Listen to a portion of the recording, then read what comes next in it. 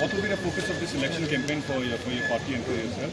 The focus has always obviously been development, and I think that in the last 1 year the government, the state government under the leadership of Mr. Conrad Sangma has performed so well, and people will appreciate that, and I think the mandate will reflect that appreciation people will have. And any particular development aspect you're looking at for Pura constituency? I think that the fact that we have the state government and the same political party that I'm representing, there is a lot of development that we will be working on together, and there are so many issues. I mean, it's impossible for me to list all of them in this very short bite.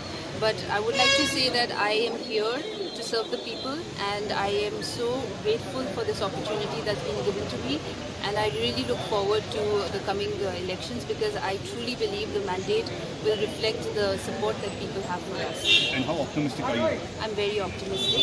I really believe in the people of Garo Hills, and I believe that they will never forget my father for the contributions he's made, and they appreciate this party because of the work that we are doing.